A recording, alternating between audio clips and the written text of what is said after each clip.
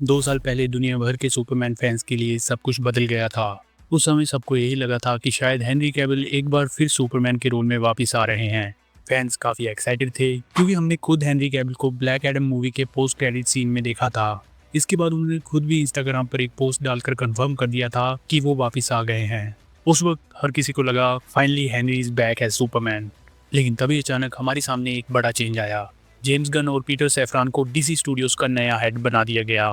And हमने देखा कि इनके पास डीसी मूवीज के लिए एक कम्प्लीटली नया प्लान था।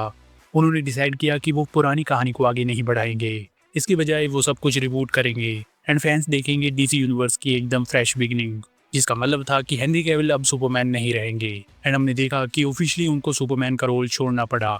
जेम्स गन ने सुपरमैन के लिए एक नई विजन बनाई है। वो एक यंग सुपरमैन दिखाना चाहते हैं, ऐसा सुपरमैन जो पहले कई सालों से हीरो है लेकिन वो अभी भी अपने सफर की शुरुआत में है। जेम्स गन सुपरमैन की ओरिजिन स्टोरी को फिर से नहीं दिखाना चाहते। वो यही दिखाना चाहते हैं कि सुपरमैन ऐसी दुनिया में रहता है जहां सुपर हीरोज पिछले कई डेकेड से एग्जिस्ट करते हैं। इसी आइडिया के बेस पर हमें ये मूवी देखने को मिलेगी जिसका नाम है सुपरमैन। ये मूवी 11 जुलाई 2025 को रिलीज होने वाली है एंड कई देशों में ये पहले भी रिलीज हो जाएगी। ये मूवी इसलिए स्पेशल है क्योंकि ये पहली बार एक ऐसे यूनिवर्स में सेट है जहाँ सुपर हीरोज पहले से ही मौजूद हैं। ऐसा सुनने में आया है कि इस दुनिया में 300 साल से भी ज्यादा समय से सुपर हीरोज एग्जिस्ट कर रहे हैं। इसलिए अगर आप इस मूवी को पूरी तरह एंजॉय करना चाहते हैं तो आपको इस यूनिवर्स के बैकग्राउंड को समझना जरूरी है और ये वीडियो आपके लिए यही काम करेगी। सो वीडियो के अंत तक बने रहना क्योंकि this is going to be very interesting. And अगर आपको ऐसा ही सुपर हीरो कंटेंट पसंद है, चाहे वो मार्वल का हो या फिर डीसी का हो, तो प्लीज़ मेरी आपसे ये रिक्वेस्ट है कि चैनल को सब्सक्राइब जरूर कर लो। ऑलराइट, पहले बात करते हैं कि ये मूवी डीसीयू के लिए कितनी इंपॉर्टेंट होने वाली है। एक्चुअली जेम्स गन के नए डीसी यूनिवर्स की शुरुआत ऑफिशियली इस मूवी से ही शुरू होगी। हाँ, कुछ पुराने प्रोजेक्ट्स जैसे the Suicide Squad, Peacemaker, Creature Commandos and Blue Beetle भी इस नई टाइमलाइन का हिस्सा माने जा रहे हैं, लेकिन सुपरमैन वो पहली बड़ी मूवी होने वाली है जो इस नई सिनेमैटिक वर्ल्ड को लॉन्च करती है। एंड ये मूवी बाकी सुपर हीरो मूवीज से अलग होने वाली है क्योंकि ये कोई टिपिकल सुपर हीरो मूवी नहीं है। इसके ट्रेलर्स एंड टीजर्स को देखकर ये एकदम फ्रेश एंड यूनिक लगती है। अक्सर हमने सुपर हीरो मूवीज में देखा है कि हीरोज हमारे रियल वर्ल्ड में आते हैं, लेकिन इस मूवी में उल्टा है।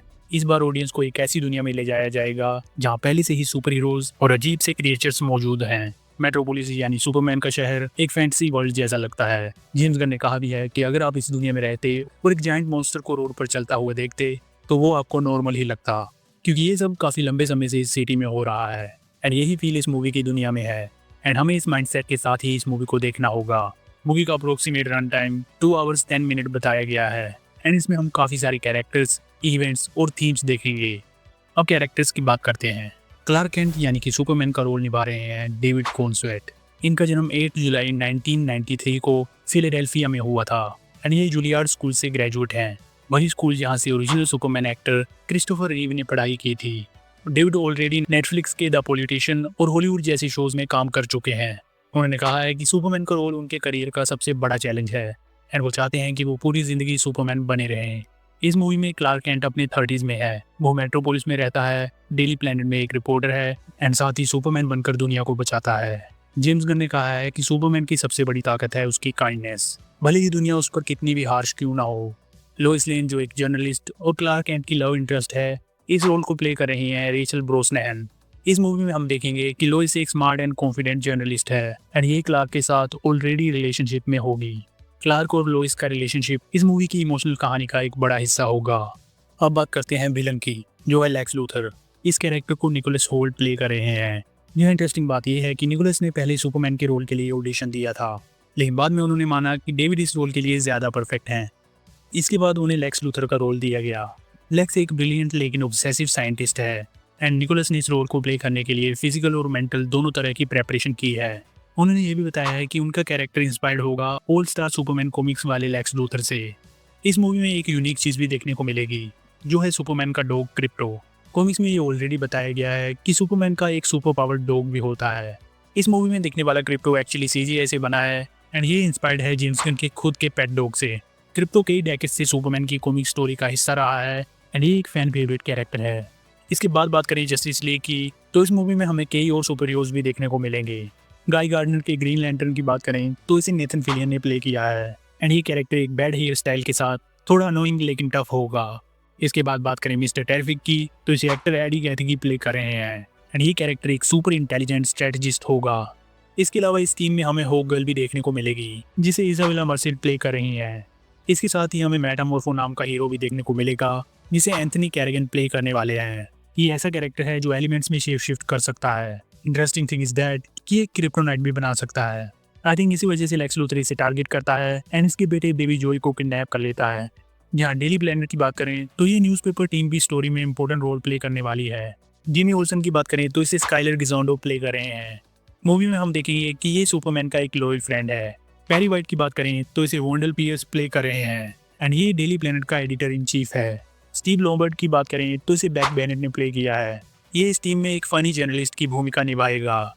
लास्ट में बात करें कैट ग्रैंट की तो इसे मिकेला हूवर प्ले करने वाली है। ये एक ऐसा कैरेक्टर है जो डेली प्लेनेट के लिए मीडिया हैंडल करता है। सुपरमैन की साइड के लोगों के बाद लेक्स लूथर की साइड के बारे में बात करें तो यहाँ भी कुछ लोग हैं, जैसे ईव टैशमेकर। इसे सारा सैम्पायो प्ले कर रहे हैं। ये लेक्स की असिस्टेंट और लव इंटरेस्ट होगी, जो हमेशा कंफ्यूज रहती है कि लेक्स से लॉयल्टी निभाए या सही काम करे। इसके अलावा हम इस मूवी में अल्ट्रामैन को भी देखने वाले हैं। ये सुपरमैन का एक डेंजरस क्लोन होता है जो बिल्कुल इसके जैसा ही दिखता है। अपार्ट फ्रॉम दिस, लेक्स की टीम में एक और कैरेक्टर है जिसका नाम है द इंजीनियर। ये एक साइबर इनहेंस्ड विलन होगी जो एक्चुअली अथॉरिटी कॉमिक्स से आती है। इसके अलावा हमें मूवी में क्लार्क के adoptive parents Jonathan Kent and Martha Kent भी देखने को मिलेंगे, जो क्लार्क के इमोशनल सपोर्ट का काम करेंगे।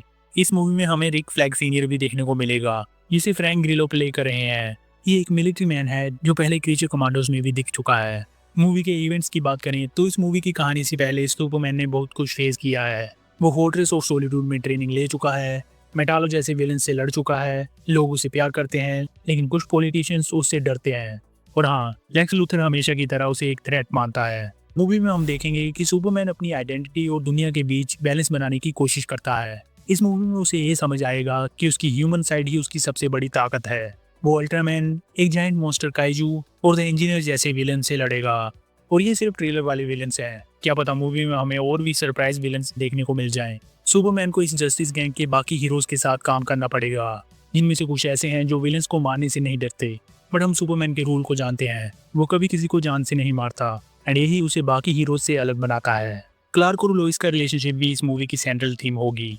ये सीक्रेट डेटिंग कर रहे हैं एंड लोइस को पता है कि क्लार्क ही सुपरमैन है, लेकिन ये दोनों अपने रिलेशनशिप को पब्लिक से छुपा कर रखते हैं।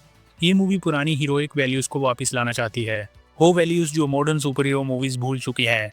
सुपरमैन फिर से होप लाने वाला है एंड ये मूवी एक ब्राइट मैजिकल वर्ल्ड में सेट है और सुपर हीरो मूवीज को री इन्वेंट करने की कोशिश करेगी।